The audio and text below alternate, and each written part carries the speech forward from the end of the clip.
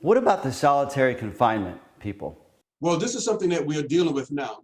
The solitary confinement, we do give them books and magazines, and at one point we did allow them to have the tablets inside. You have to understand that our men and women here have not seen their family for about 18 months. And so that brings a lot of stress. So giving them the tablets inside solitary confinement was part of it, but we're going to have to revisit that now because of some issues that we have with the tablets inside solitary confinement, and trying to get them back into a regular housing unit. What has changed? Nothing really changed. We're just looking at our options because now we're going to allow family to come back in at some point. So we're going to try to get back to some normalcy.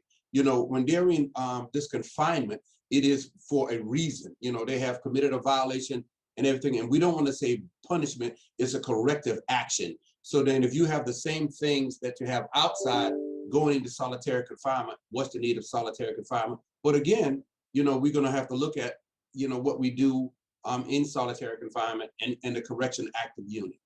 I think that some people are going to say, why are you rewarding these inmates? I'm not rewarding our residents, I'm bettering our residents. So you have to think about this. Punishment is the time that you're away from your family. Punishment is when you're here. Punishment is when you're on a schedule. But then here's what I ask people: how would you like for me to prepare your neighbor?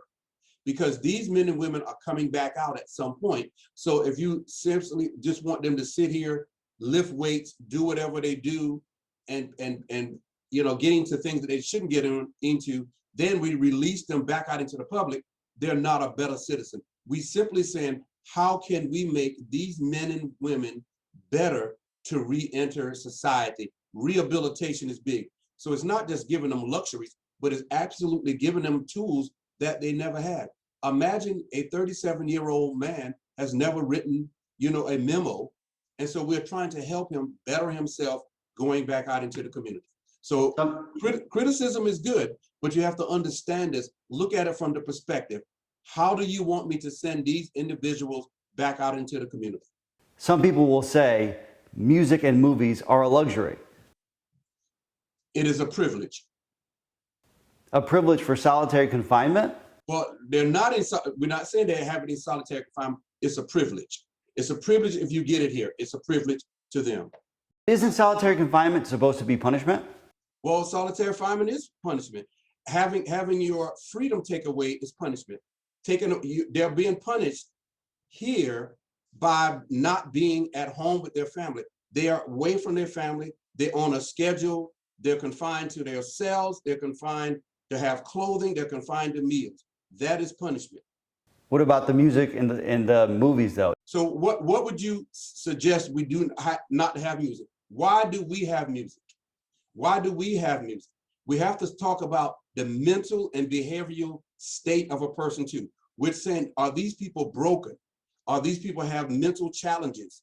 Are we talking about that? Let's talk about mental health. How do we help them mentally in this aspect? So if they're already in general population and they get the same amenities short of being by themselves, right, in general population, and then they're moved to solitary confinement where they still have access to these tablets with all the same amenities, how is that punishment? We're not saying they have all the amenities.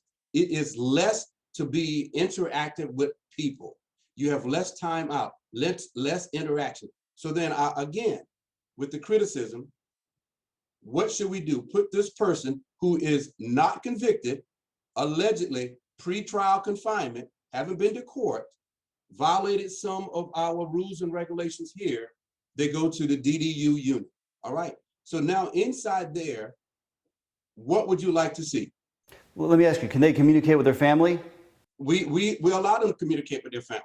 They have issues. We have to go back to this. We have to listen to a parent says, well, I haven't heard from my son. I don't know if he's all right. He has an illness. He has mental struggles. A family member has died. A family member, is sick. So we're going back to punishment. Again, we will listen to the criticism comments. Again, what would be the suggestion? How do we implement them on pre-trial confinement? Again, allegedly commit these crimes, allegedly have committed these crimes, and will go to court. Pre-trial confinement, not prison, a Mecklenburg County Detention Center, not prison. So you're in there and you're innocent until proven guilty. But while you're inside, you break a rule, right? And there is no innocent or guilty at that point. You've found them guilty of breaking a rule, right? Correct. And so you've sent them to solitary confinement where they are to be alone in a smaller room, right, with limited interaction. Correct.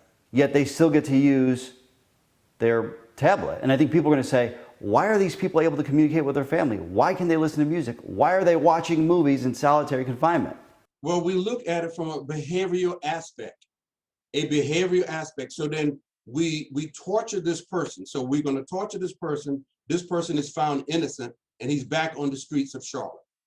Then who helps him? Who helps her? Who helps them at the time now? We can look at our encampment. Who are helping those people? Who are helping those people now? Who are helping the people that we release here every day? 67 people are released back in society every day from our detention center. How better are they? Where are they going to do? Who are they going to attack? So we're trying to help these people mentally and physically to be better citizens. Punishment is here restricted of seeing your family, restricted to clothing, restricted to meals. That's punishment. And then again, pre-trial confinement, not prison, not sentence, pre-trial awaiting for trial.